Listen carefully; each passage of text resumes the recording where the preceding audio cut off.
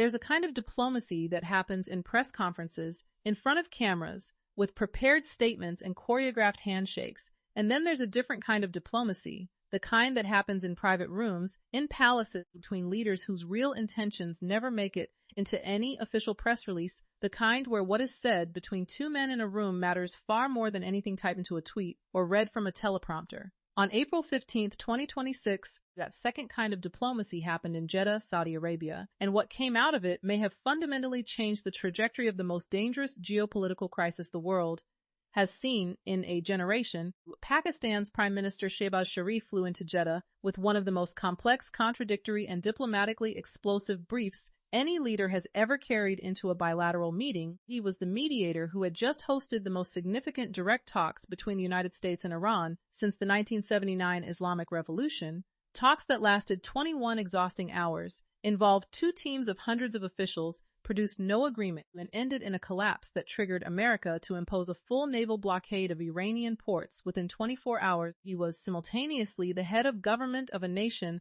that had just deployed Pakistani Air Force fighter jets and support aircraft to a Saudi military airbase under a mutual defense pact, a deployment revealed to the world on the very same day the Islamabad talks were taking place. He was arriving to meet the one man whose blessing, whose backing, and whose strategic weight might be the single missing ingredient that could put the American and Iranian delegations back in a room together before the fragile ceasefire expired and the whole region exploded. That man was Mohammed bin Salman. MBS knew the Crown Prince and Prime Minister of Saudi Arabia, and what the two of them discussed during a nearly 2-hour meeting at Alama Palace was not just diplomacy.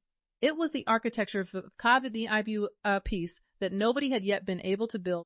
Before we unpack every layer of what happened in that room and why it matters so enormously, you need to understand the full picture of how Pakistan's extraordinary moment, because this meeting didn't come from nowhere, It came from a chain of decisions, relationships, crises, and understanding that chain is the only way to understand why, what MBS and Sharif said to each other in Jeddah on April 15th may have just changed everything.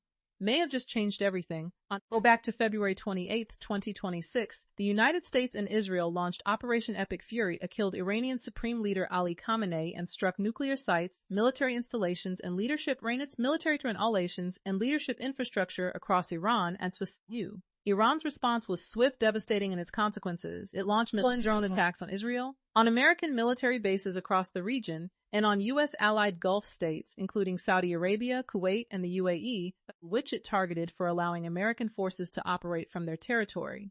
And it closed the Strait of Hormuz, triggering what the International Energy Agency's director called the largest oil supply disruption in the history of the global oil market. Was more disruptive than 1973, more disruptive than the Iranian Revolution in 1970, the 19th only thing the modern world had ever seen. Saudi Arabia missiles and drone extraordinarily Saudi territory fight. Missiles and drones were hitting Saudi territory. What hundreds of incoming projectiles were being intercepted, exploding on Saudi soil and infrastructure. The kingdom's oil exports, which flow overwhelmingly through the Persian Gulf, were trapped behind Iran's effective closure of the only exit, and Saudi Arabia, for all its immense wealth and its recently expanded military capability, was staring at an adversary that was willing to escalate in ways that few Western analysts had fully anticipated. MBS knew, with cold clarity, it was not just an abstract geopolitical question, it was an existential priority. Every day the war continued was another day Iranian weapons landed on Saudi soil, and another day Saudi oil could not reach buyers, and MBS had a specific tool at his disposal that he knew could matter enormously at exactly this moment. Pakistan, the relationship between Saudi Arabia and ACE counters the tragic Fashigsine Suud, and least understood strategic partnership in the world. It is not a new relationship. Pakistani troops have been deployed to Saudi Arabia since the 1960s, when Islamabad first sent forces to help Riyadh during the North Yemen civil war. Since then, Pakistan has trained between 8,000 and 10,000 Saudi military personnel. The relationship has been reinforced by enormous Saudi financial flows into Pakistan, flows that have repeatedly rescued Islamabad from economic crisis, and it has been deepened by the religious and cultures that see themselves as central pillars of the Islamic world. But in September 2025, the relationship was formalized at a completely new level. 17th, 2025, and at Al Yamama Palace in Riyadh, the exact same palace complex where the April 15th meeting will later take. Mohammed bin Salman and Shehbaz Sharif signed the Strategic Mutual Defense Agreement. The SMD-TA committed both countries, in explicit treaty language, treating any act of aggression against one as an act against both. It was in effect of defense between a nuclear-armed state, Pakistan, and one of the world's largest oil producers. It was the first military pact between an Arab Gulf state and a nuclear power. Analysts at the Belfer Center at Harvard noted it represented a new security architecture in the Middle East. At the Institute for the Study of War, because that it would likely fighting the Pakistan have a long, tense, complicated history, and the idea of Pakistan formally committing to Saudi Arabia's defense under a treaty was not subtle messaging toward Tehran. The nuclear dimension of the pact was left deliberately ambiguous. Pakistan's defense minister initially hinted at nuclear sharing aspects before backtracking. A senior Saudi official told Reuters that the SMDA covered all nuclear dimensions. The deliberate ambiguity was its own message to Iran. Its full ambiguity is its message to India. To anyone watching, the SMDA was a political magnitude that the region had not seen in years, and it had been activated by the time the war began. When the United States and Israel launched Operation Epic Fury on February 28th, Iran began hitting Saudi Arabia with missiles and drones. The SMDA transformed from a diplomatic document into an operational reality with extraordinary speed. Pakistani Air Force fighter jets and support aircraft began arriving at King Abdulaziz Air Base in Saudi Arabia's eastern province. The deployment was announced by the Saudi Ministry of Defense. Pointedly, on April 11th, the exact same day that Pakistan was hosting the most sensitive U.S.-Iran peace negotiations in Islamabad, open intelligence conducting quiet that Pakistan had actually Arabia since December to Saudi summon to December and January. The announcement on April 11th was not accidental. It was a carefully calibrated signal to Iran, to Washington, to the world that Pakistan was both the mediator and the muscle in this crisis simultaneously. And this is where the Pakistan story becomes genuinely extraordinary, because Islamabad was doing something that diplomats and foreign policy scholars say is almost impossibly difficult, acting as a credible neutral mediator for peace between the United States and Iran, while simultaneously being a treaty-bound military ally of Saudi Arabia, which Iran had been bombing. A former ally of the situation's position put it, with brutal precision, Pakistan can hold both roles only if any military deployment remains strictly defensive, time-bound, and transparently limited. At the moment the theater shifts to offensive operations or the perception of offensive tactics emerges, Iran's perception, not Pakistan's intent, will determine whether trust survives. And yet, Iran did not withdraw from the Islamabad talks. Because of the SMDA activation, Iran sent a 70-member Abbas Araq Shais and Parliament Speaker Mohammad Bagher Ghalibaf to sit across a table from 300 American officials led by Vice President J.D. Vance in a Pakistani government facility in Islamabad for 21 hours, that extraordinary fact. Iran showing up, staying for 21 hours, engaging in both indirect and direct exchanges, says that Pakistan's credibility as a mediator survived even the revelation of its military deployment to Saudi Arabia. It says that Islamabad could serve both roles. Accepted that Islamabad, however, both roles, when it says that the relationships Pakistan had built with both Washington and Tehran were strong enough to hold under pressure that would have shattered legislative or diplomatic frameworks. Those 21 hours of talks in Islamabad produced no agreement. The gaps were enormous. The United States arrived demanding the end of Iran's nuclear program, limits on its missiles, permanent reopening of the Strait of Hormuz, restrictions on Iran for armed groups in the region. Iran arrived with its own counter-relief. Iran arrived with its own counter-demands, an end to all U.S.-Israeli attacks, security guarantees against future aggression, war reparations, and most provocatively, international recognition of Iranian sovereignty over the Strait of Hormuz. The two leaders reviewed in detail the developments around the Islamabad talks. They discussed the sticking points, the nuclear enrichment gap, the Strait of Hormuz's sovereignty questions, the war relief conditions, the war reparations demand. They discussed the CENTCOM blockade that was costing Iran $400 million a day and what Iran's response, its threat to shut down the Persian Gulf, the Sea of Oman, and the Red Sea entirely, meant for Saudi Arabia's own economic survival, and they discussed what Saudi Arabia could offer to break the logjam. Because this is where MBS's role in the Iran peace game becomes something genuinely new and genuinely important. Saudi Arabia and Iran are not friends. They are rivals who have been engaged in a proxy Cold War across the Middle East for decades, through Yemen, through Lebanon, through Iraq, through Syria. Iran attacked Saudi Arabia with missiles and drones during this very conflict. Saudi Arabia lost infrastructure and endured casualties. The idea that in conditions for an Iran-US deal and creating conditions at MBS is counterintuitive on its face, but it is also exactly what MBS's strategic interests demand.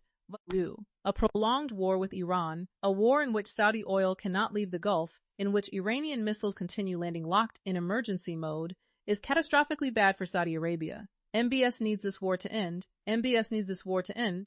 He needs the Strait of Hormuz permanently open. He needs the region to return to a state where his Vision 2030 economic diversification program can proceed, where the kingdom can position itself as a global business hub, None of that is possible while the Gulf is a war zone. And MBS has something that is genuinely to the peace process, something that Pakistan alone cannot provide. Saudi Arabia has enormous economic leverage over Pakistan, which it has just exercised publicly and dramatically.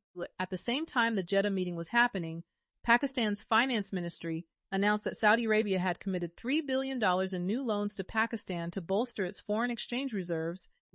This was on top of an existing $5 billion Saudi deposit in Pakistan's central bank, which Saudi Arabia Pakistan annual rollover requirement without the previous annual rollover requirement. At a moment when Pakistan was betting its diplomatic credibility and quietly its military assets on the success of the Iran peace mediation, that is not Pakistan's bills, that is not a coincidence, that is a strategic transaction.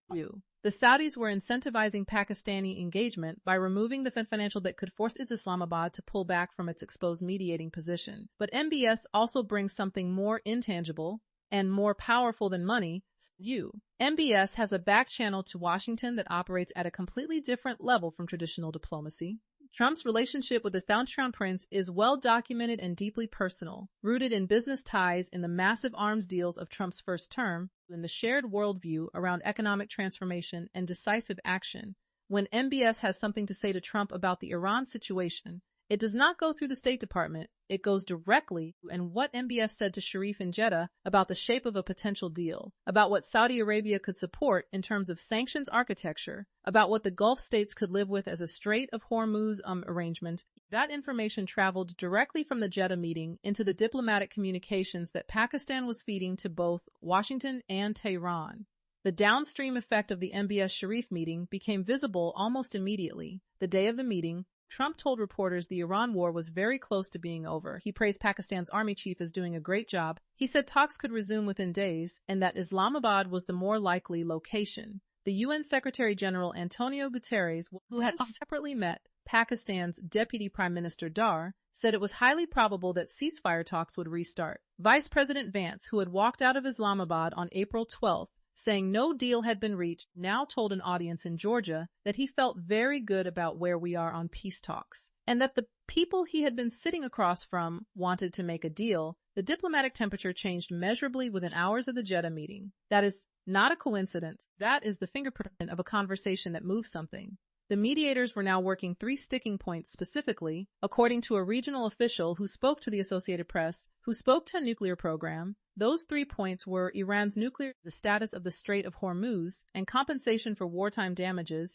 Each one is a mountain in its own right. The nuclear question remains the most intractable. The gap between America's demand for a 20-year enrichment suspension and Iran's offer of 3 to 5 years is not a gap you bridge with clever wording. It requires either a fundamental shift in one party's position or creative sequencing mechanisms that gives both sides something they can sell domestically as a win. The Hormuz question is about sovereignty and economics. Simultaneously, Iran wants international recognition of its authority over the strait. The United States wants free, unconditional right charge tolls. The United States wants passage guaranteed in perpetuity. Those positions are structurally incompatible without a bridging formula.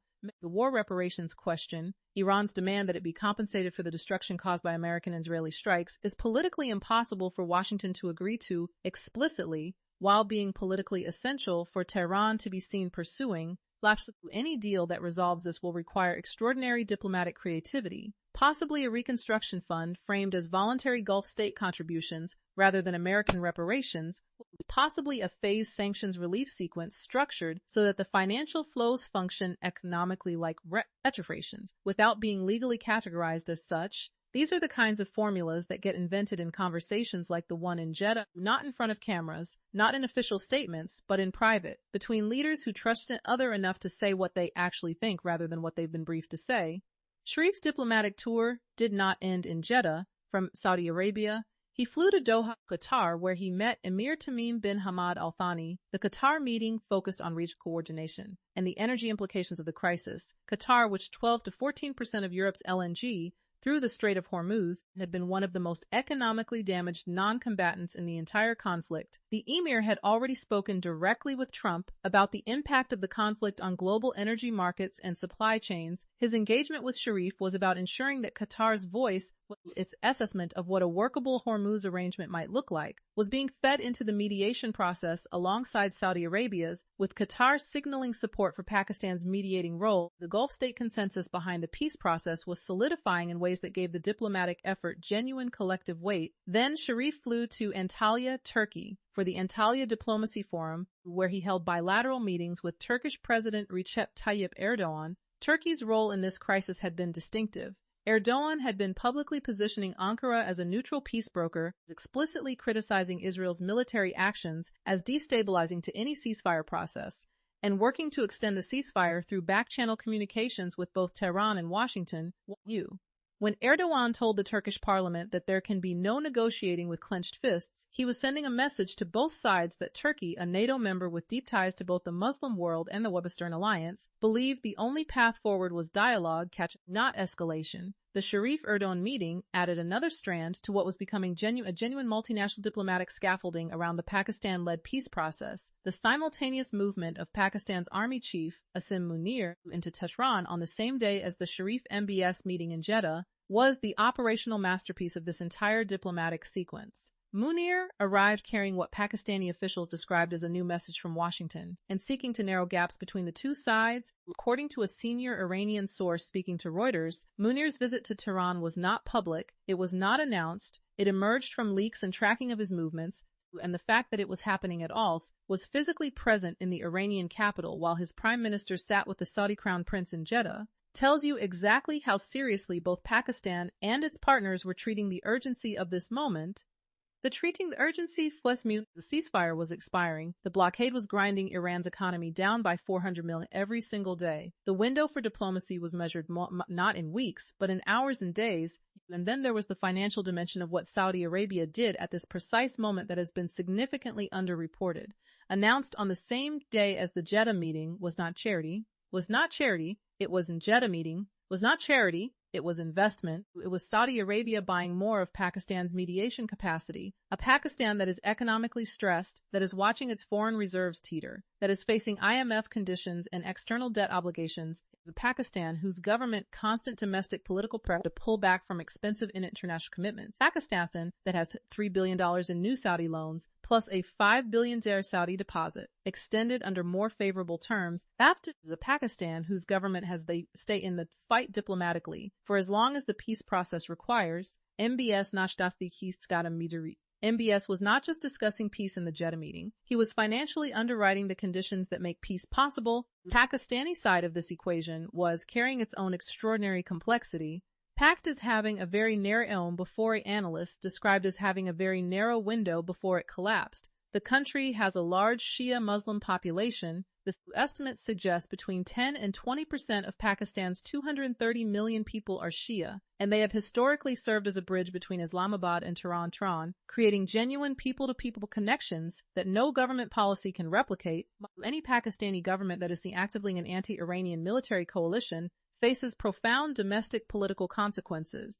The country also shares a border with Iran, a Pakistan that is perceived as having helped destroy Iran, or that is seen as complicit in the continuation of an American military campaign against a Muslim nation, faces serious radicalization risks internally. Pakistan was threading a needle of almost impossible thinness. Military partner to Saudi Arabia, neutral mediator between Washington and Tehran, economic dependent of both Riyadh and the IMF, and domestic political actor that could not afford to be seen as an American proxy against Muslims. And yet the tightrope was holding. The reason comes back to the relationships, the personal, institutional, bilateral relationships that Pakistan had spent decades building, and that the Sharif government and Field Marshal Munir had specifically activating since the war began. Pakistani Army Chief Mukher had personally spoken to Trump by phone on a Sunday. Sharif had called Iranian President Masoud Pezeshkian the following day. Dar had held separate calls with Iranian Foreign Minister Arakchi and Turkish Foreign Minister Fidan. Pakistan's entire senior leadership was operating as a single coordinated diplomatic machine, each working their specific relationship simultaneously, each working into a common strategic picture, information into a common strategic picture, and presenting a unified Pakistani position to all parties. The meeting between MBS and Sharif also illuminated something important about Saudi Arabia's own evolution in this crisis. MBS had praised Sharif's diplomatic efforts, publicly and explicitly, and the Saudi Crown Prince does not give praise lightly or accidentally. The Commons Arabia was not just passively watching Pakistan's mediation, it was actively endorsing it, supporting it, and working to make it succeed. The meeting also included Saudi Defense Minister Prince Khalid bin Salman, MBS's brother, and National Security Advisor Musayyad Al-Ibn. The presence of the defense minister was particularly significant. Saudi Arabia's defense establishment was in the room for a peace mediation meeting. That tells you that the military and diplomatic tracks in Riyadh were being integrated, not kept separate, that the Saudis were thinking about how any peace deal would reshape the security act terms of a ceasefire. The war had killed more than 4,000 people across the Middle East, overwhelmingly in Iran and Lebanon. It had destroyed Iranian nuclear sites, killed the supreme leader, damaged oil refineries in multiple Gulf states, and triggered the closure of the world's most critical maritime of its choke point. For nearly 7 weeks, Iran had lost 15% of its value in a month. An estimated 158 million barrels of Iranian oil to be trapped in floating storage on tankers that couldn't reach buyers. Over 230 loaded oil tankers remained anchored in the Gulf, waiting for the Strait to reopen. And now, on top of all of this, Iran's economy, by under the American naval blockade, the pressure on Tehran to find a deal, any deal that could be framed as preserving Iranian dignity and sovereignty, was extraordinary. Iran's new supreme leader Mojtaba Khamenei was navigating between his country's hardliners, who were broadcasting on state television that Iran had survived after 40 days of war with military superpowers and the reality of an economy in accelerating freefall. Iran's parliament speaker had told directly, "If you fight, we will fight." But Iran's foreign minister was simultaneously calling European counterparts in Berlin, Paris, and London. Iran was reaching in multiple directions at once, toward confrontation and toward resolution simultaneously, the resolution of that internal Iranian contradiction. Which faction wins which message becomes is something that outside mediators cannot control, but they can influence the conditions that make resolution more attractive than continued confrontation. That is precisely what Pakistan and Saudi Arabia were doing in the Jeddah meeting. One more layer of this story deserves close attention. The extraordinary complication introduced by intelligence reports that China was planning to provide new air defense weaponry to Iran in the coming weeks. Trump, asked about this directly, said, "If China does that, China's going to have big problems. The potential entry of Chinese volatile theater, hardware specifically designed to give Iran better capacity to shoot down American and Israeli aircraft, the sections would transform the strategic landscape in ways that made a negotiated settlement not just desirable, but urgent. Any deal reached before Chinese air defense systems were delivered to Iran would be negotiated under a different balance of power than a deal attempted after those systems arrived." In the Jeddah meeting, everyone understood this. Timeline pressure on diplomacy was not just the ceasefire expiration date, it was also the weapons delivery schedule. The United Nations Secretary General, the White House Press Secretary, the Vice President of the United States, the Turkish President, the Qatari Emirs, the Scatcharat, the Tari Emir, the Saudi Crown Prince. All of them in the 48 hours following the MBS Sharif meeting in Jeddah were pointing in the same direction. Talks were going to resume. Pakistan was going to be the venue. The ceasefire, however fragile, was going to be extended, or at minimum allowed to lapse without a return to full-scale fighting. The 3 sticking points were going to be engaged on nuclear enrichment, on Hormuz status, on war compensation through a second round of what Pakistani officials had begun calling not just talks, but the Islamabad process rather than a single meeting was claiming its diplomatic franchise.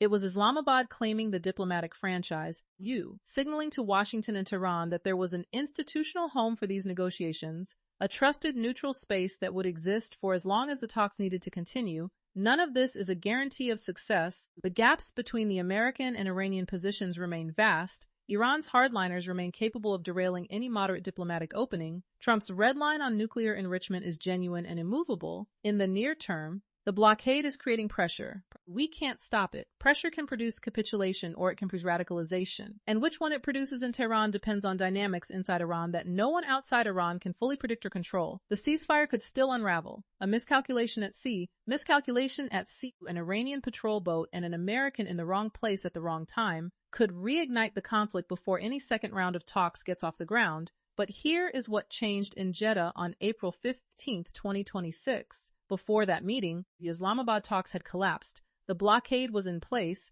Iran was threatening to shut down 3 bodies of water. The ceasefire was hanging by a thread, and the diplomatic channel was, in practical terms, broken.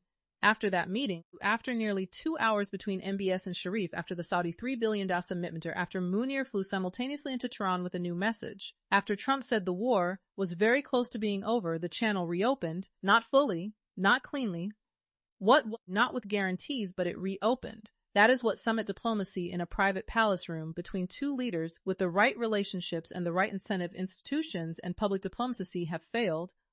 International institutions and public diplomacy have failed. It is not glamorous. It does not make for the kind of dramatic headline that a missile strike or a naval blockade produces. It is 2 men in a room talking for 2 hours about how to build a bridge between positions that look incompatible until someone finds the angle that makes them not quite incompatible enough to prevent a deal.